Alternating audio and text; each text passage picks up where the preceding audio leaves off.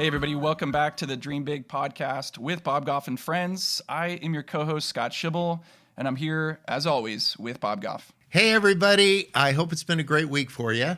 And I'm really glad that you get to listen in to our friend, Ryan O'Neill. He's been a great friend for so many years. He's got a lot of things to say. Well, my kids keep telling me that I can't carry a tune. They keep reminding me, Dad, please stop singing.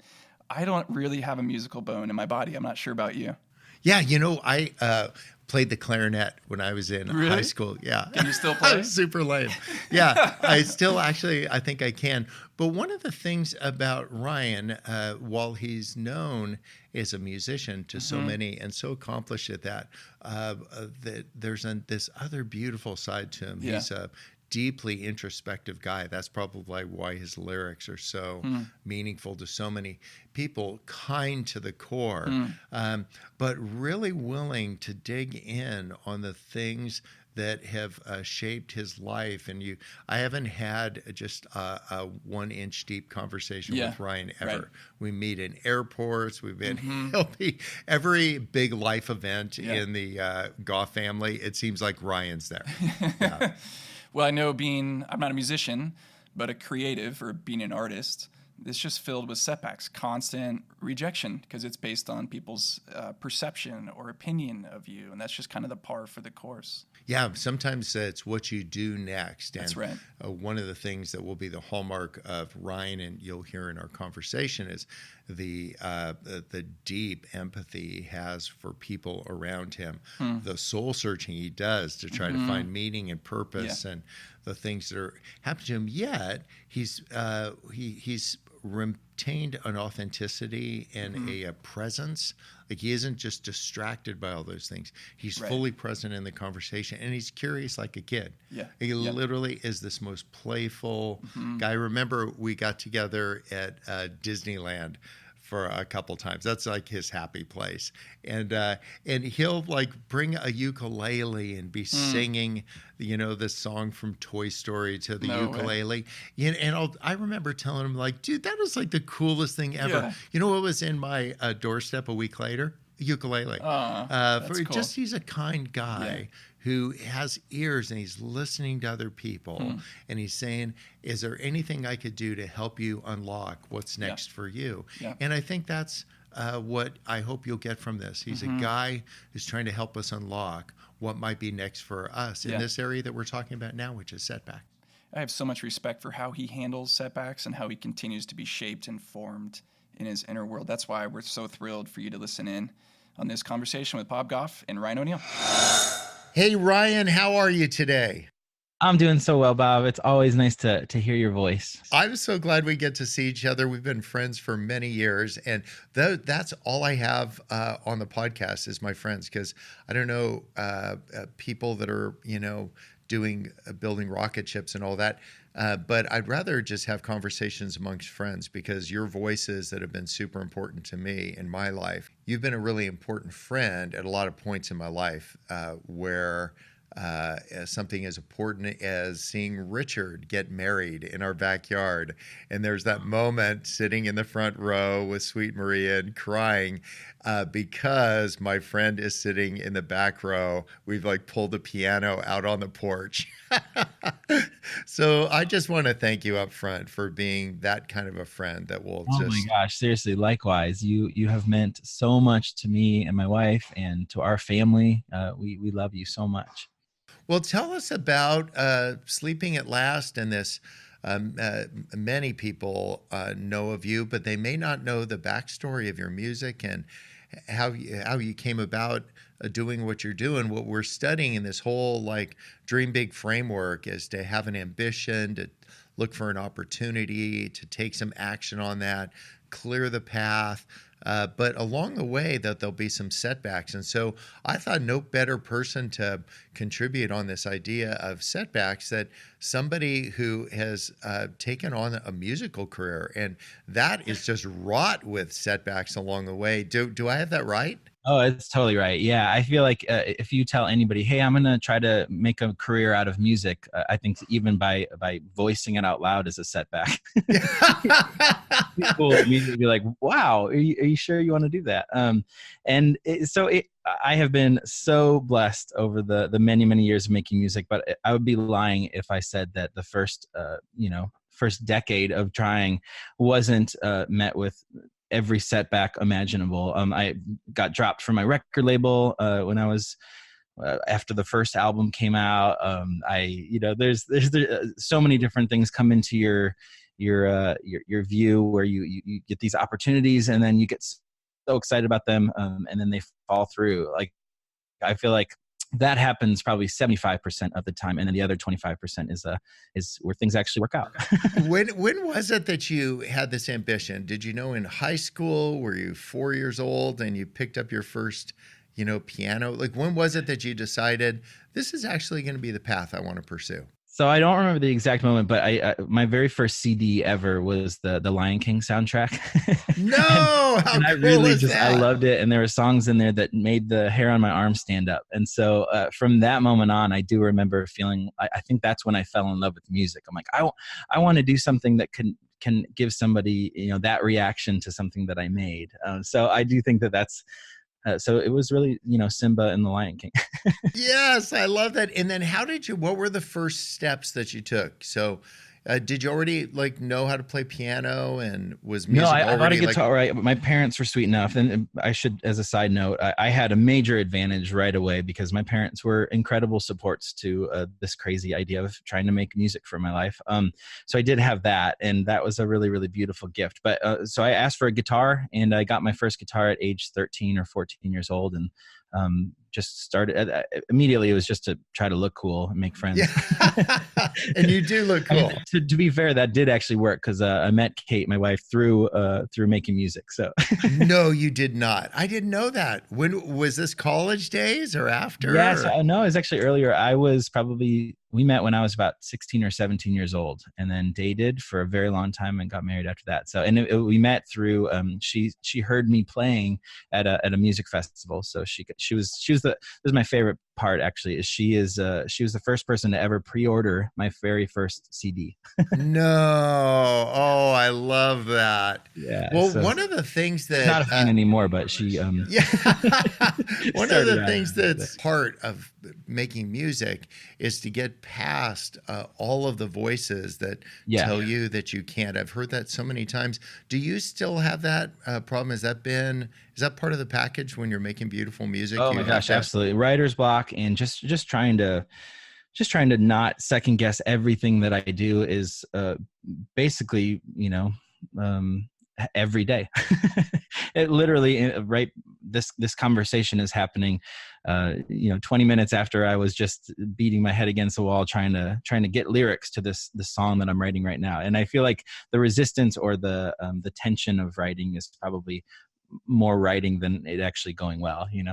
For the people that haven't listened to Ryan's podcast, it's Sleeping at Last, and you do this beautiful series on the Enneagram numbers. Can you just tell us a little bit about that series and then the music that you made for each of the numbers?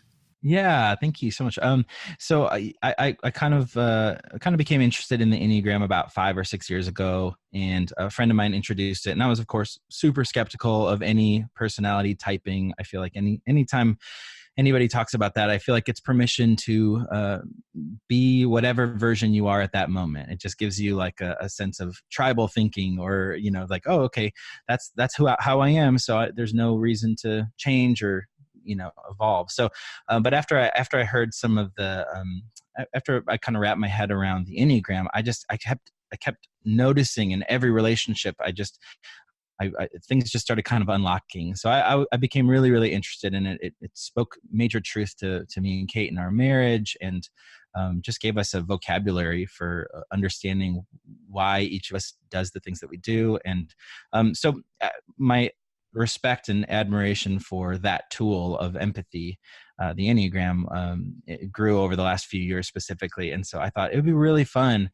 to try to write a song from the perspective of each of those 9 unique and beautiful types. And so I'm actually, the song that I just mentioned a minute ago is my song. I happen to be a type 9, and so I am ending that project. It'll be the last song for the Enneagram types, and I have to figure out who I am. Oh man, that's it. It's Seemed easier like to both. sort through everybody else's baggage. Yeah, it's like every wave has a front side and a back side. And so the front Yep. side would be that beautiful, you're surfing, it's awesome. But then the back side of the wave, and part of what makes your beautiful music is that you do that deep introspection that says, where does this come from? Who am I really? And one of the things that is one of your defining characteristics is your authenticity. And so I would imagine it would be really difficult to try to make music and figure out good lyrics and who am I and all that. How do you navigate that? Yeah, absolutely. So I created a rule for myself when I was really young, actually, and starting out writing songs, is that it has to be true, and so everything that I put in my music, I have to really mean it. So even if I'm writing from the perspective of a personality type that isn't my own, I have to actually understand why I'm saying what I'm saying, and I have to actually that has to have some sort of resonance or truth in my life. And so it is a constant challenge, but I also look at it as like free therapy too. So I get to write and I get to sort Yeah. out my stuff. And pound in on the every song. keys and say, what do we do? One of the things that I love about your Enneagram song series is that you'll take people from each of the Enneagram types and have them contribute a little bit Yeah. to the music. Tell us about that thread that you put in each song. I thought that was so cute. Thank you. Yeah, I call them fingerprints. And so before I started writing those songs, I wrote to all of my friends and family, and I probably broke some Enneagram rules by saying, "Hey, everybody, what's your type?" And then I put them all in folders. Like, okay, I put all my 9s over here, all my 8s over here, and then I invited each of them to record a little tiny sound clip of anything that either meant something to them or just happens to be wherever they are, and then I weave those sounds into the fabric of the song, into the background of the song. And it's really special to me because it's a way that I get to have all of my nearest and dearest people represented in each of the songs. And you were sweet enough to play some ukulele on my song 7, so thank you. Yes, and it's not just any ukulele. There's this beautiful moment in our friendship where Ryan gave me this ukulele, and it's so important to me. And so when you just said, just strum on that thing, and I think that's what we actually do in each other's lives. We just add what we've got. It's like stone soup. You just throw in what you've got, carrots, cabbage, and everybody gets fed. One of the things that kind of wrecks the meal sometimes is that people have a setback and they think all the socks got emptied out on their drawer in their life. But somehow you've navigated beyond that. You mentioned having a record deal and having that not go right. What went wrong? What did that setback feel like? And then what did you do to overcome that setback? Yeah. So at that time, this was probably 2003 or 2004. So it was quite a while ago. And I was very, very young, and I was living my dream to be able to be on a major label and to have my first record come out on Interscope Records, and then they didn't re-sign on the next record. So it ended up being this it felt like being broken up with. Like, what did I do? Did I say something wrong? It's not and me, so I it's think you. that shook my confidence in like, okay, this was my dream opportunity, and I don't know how to bounce back. And I guess the beautiful part of that was that I fell in love with I love being hands-on with every part of my music and my career. And I think that you give up a lot of that with the record label. So going back to being an independent and having all of that experience under my belt, it led to a lot of just great, I think, decisions that helped form what I'm doing now, so that was the beautiful part of it. But the feeling of getting broken up with that happens so many times, when somebody chooses somebody else's music, or you read YouTube comments. Those are always setbacks. There's a big button that I've got, which is feeling rejection. If I feel rejected by somebody, whether it was intended or not, there's somebody that used to borrow all of our tables and chairs and all that to put on a Christmas party every year, and they never invited me to the Christmas party. Oh, no. And they didn't mean to make me feel bad. I actually got uninvited to somebody's birthday once. I mean, how does that happen?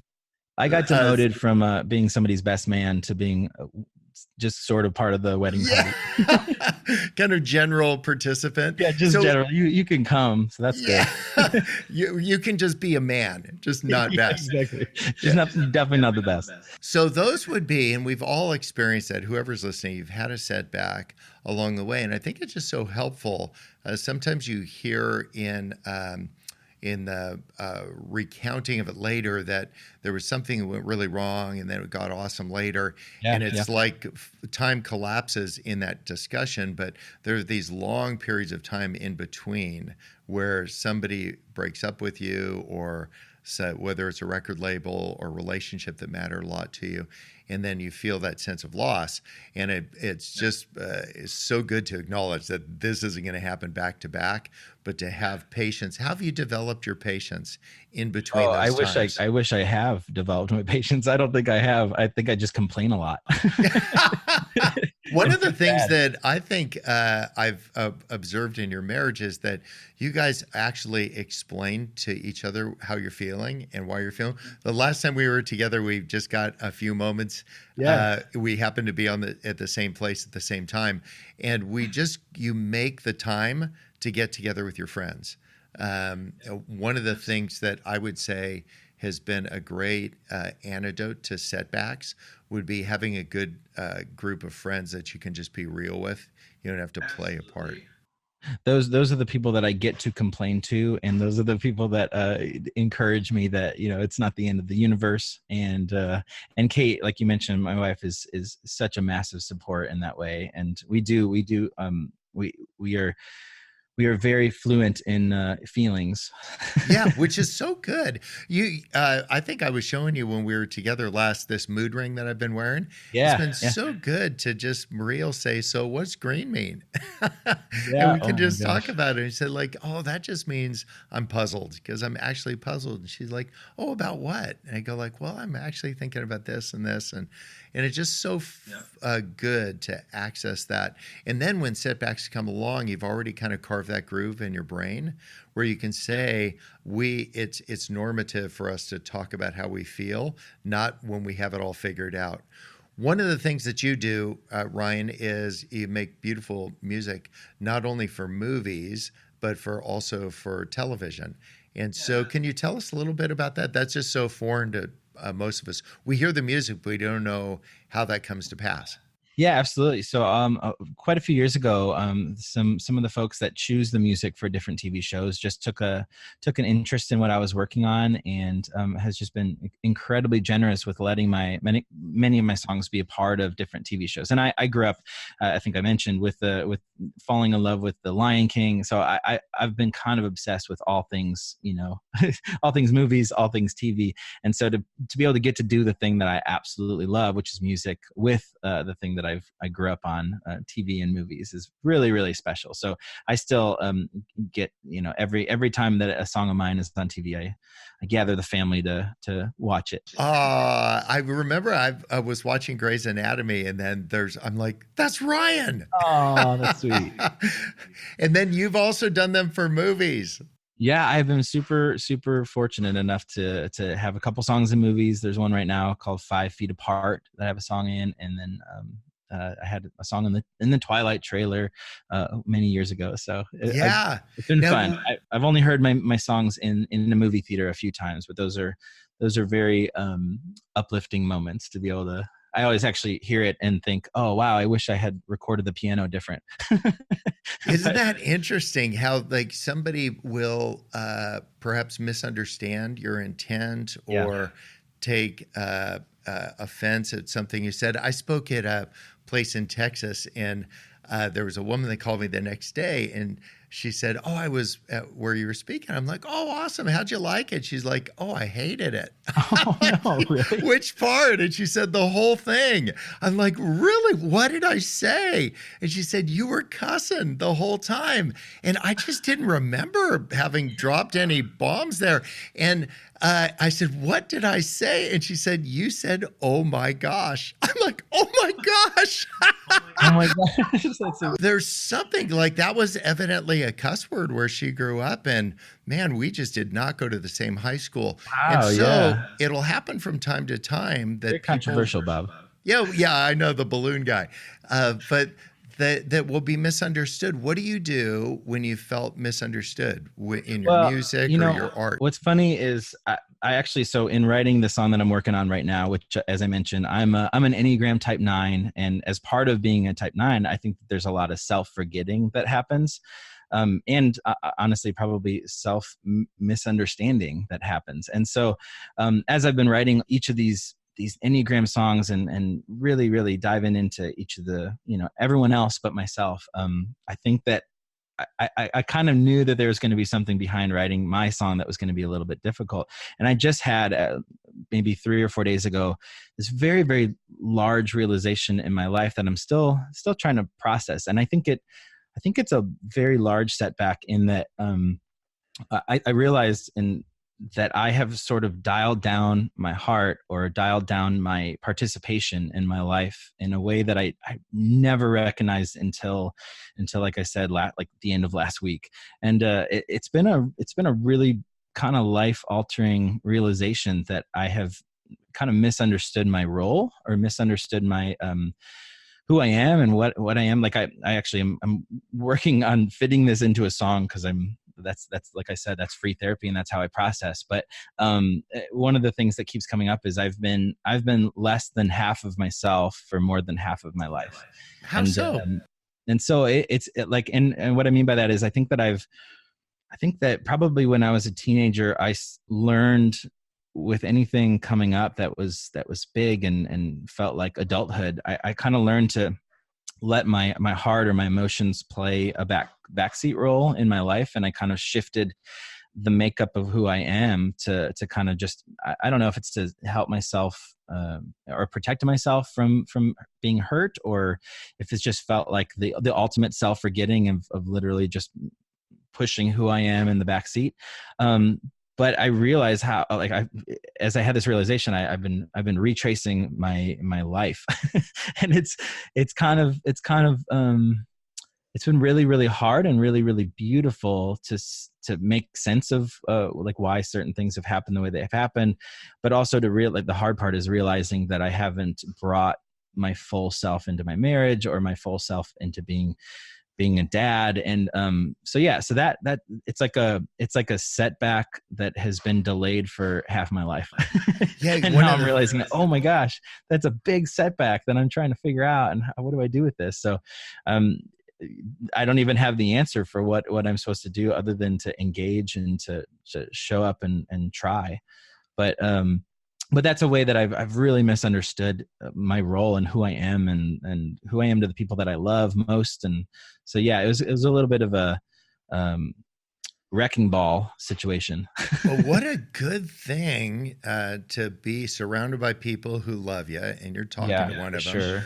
And to be able to explore those things. And I know we're both men of faith, and this whole idea of being a new creation, like, I'm so stoked for your marriage that we could redo the marriage. I'm ordained, so like we could get you married to this girl, the real Ryan, like this emerging person, the real version of you. And I just think that's going to express itself in your music and in your parenting. One of the things that a lot of people wouldn't know is that one of the things that Ryan and I exchange are magnifying glasses.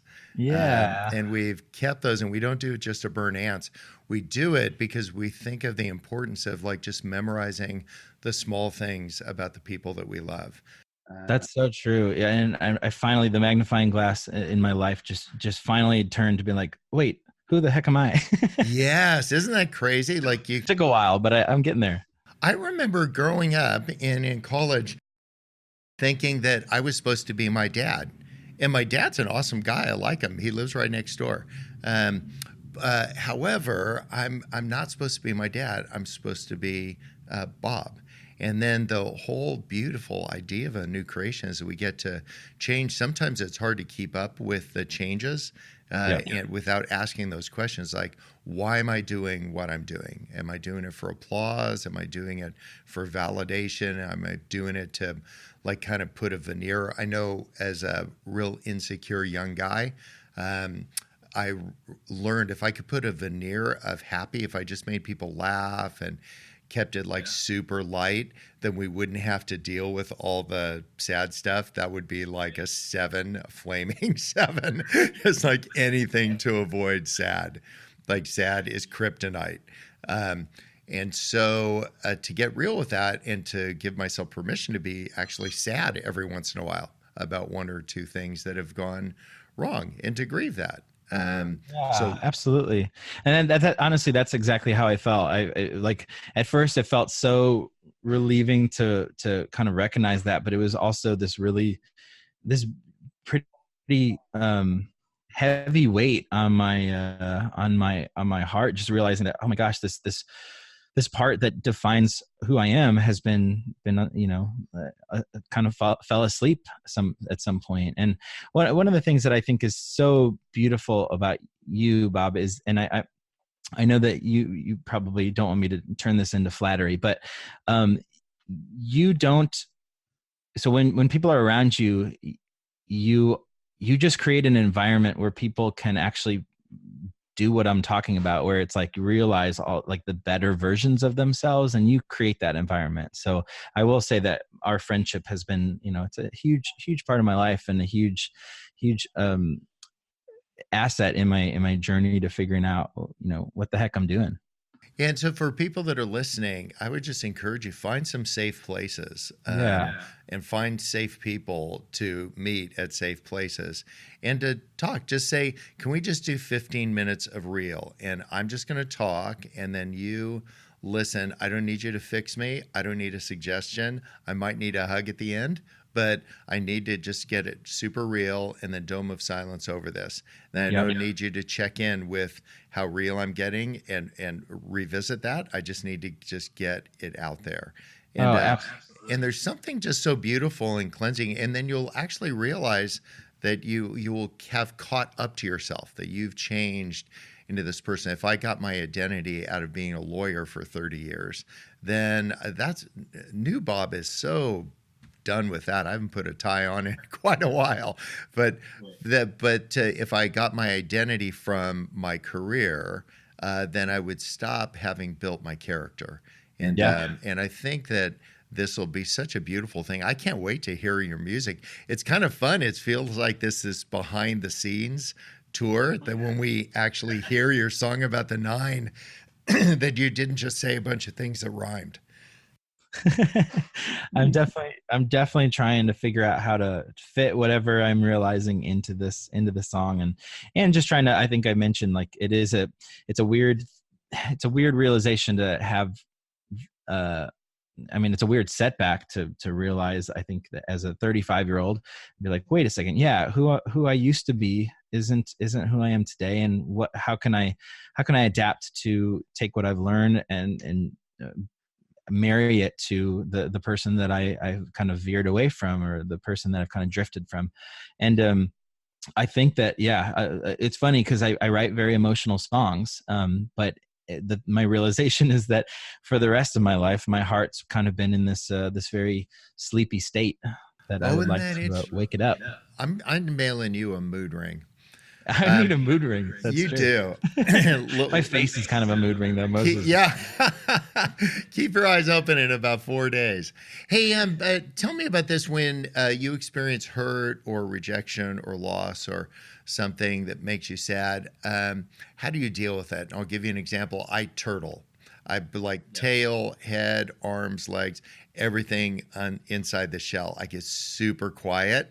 And I remove myself from everybody because I don't want to bum them out because they think it's Bob the Balloon Boy. And I just don't want to bum them out because I'm not feeling like that guy today. And so I just kind of go into like forced isolation. until I get a right perspective. I'm not trying to hide myself from them because though I don't want to mislead them, I just don't want to bum somebody out. And so how do you deal with the setbacks and the emotions that go with them? Do you get quiet? Do you get loud? Do you get... I definitely get quiet, but I think what I'm doing in inside universe of me, I'm letting it play into any insecurity that I have. So I can almost feel it, like being like, see, you were right, that kind of thing. And so it's a lot of internal, arguments going on in my head. And then I think I do push it down to a point where I never really forget about it. It's funny. You can read, a million kind comments and none of them will stick until the one person that hurts your feelings. And then all of a sudden, all of the credit in the world goes to that one person, even though at least for me, I dismiss, I'm like, oh, that's so nice. And, oh, they must like bad music.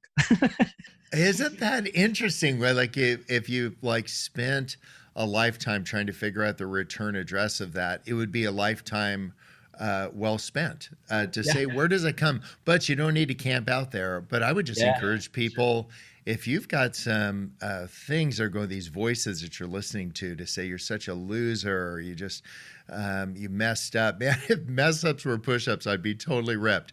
But like that whole idea that I could mess up, I could retreat, I could reflect on that, and then I could get back to living my life, but an updated life, authentic Bob, up-to-date version of Ryan, because that's really what God wants to unleash on the world. It's a self-aware kind. And I'm really, really deeply trying to feel that grace and that acceptance, rather than, because this realization that I'm having, that part of me has not really been showing up.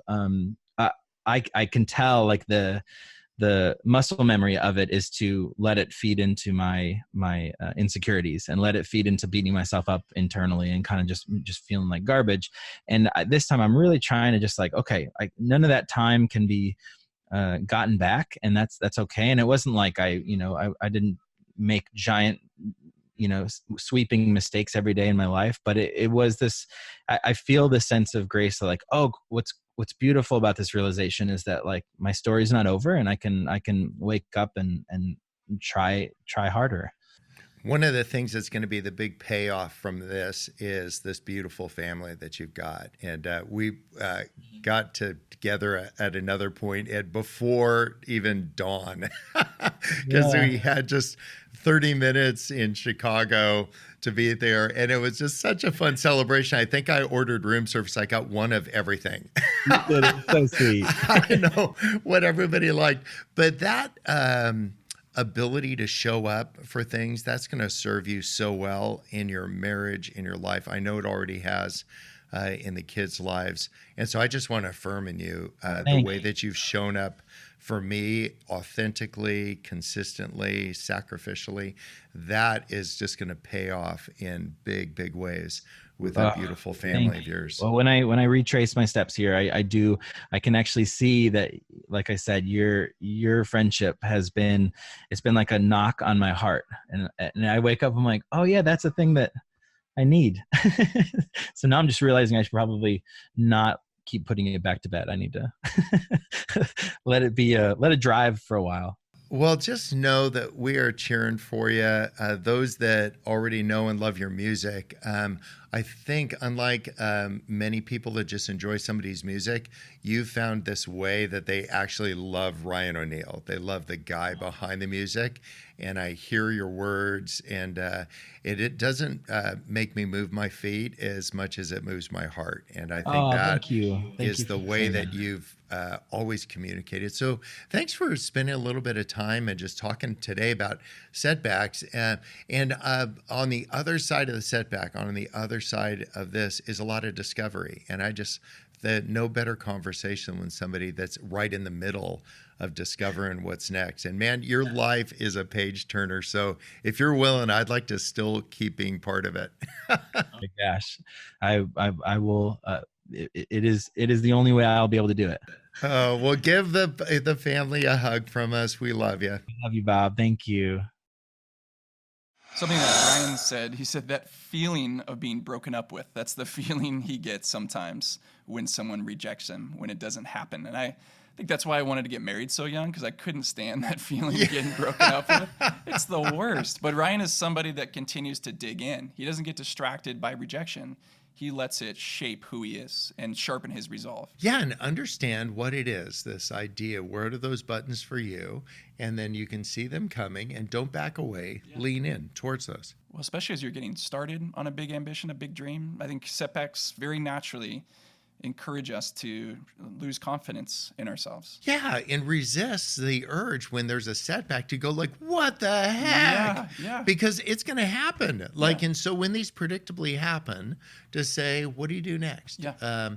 And there'll be a moment of grieving, of sadness, but to say, okay, so what am I going to do next? Yeah. This is an unexpected turn in the road. Yeah. But it doesn't mean that God's mad at me. It doesn't mean that my ambition wasn't worth pursuing. Yeah. Sometimes these aren't hidden messages. The God of the universe could make stones speak. Yeah. He doesn't need to link a bunch of circumstances together cryptically to send you a secret message. Yeah. Sometimes there's things that they just didn't work. You tried, it didn't work. Right.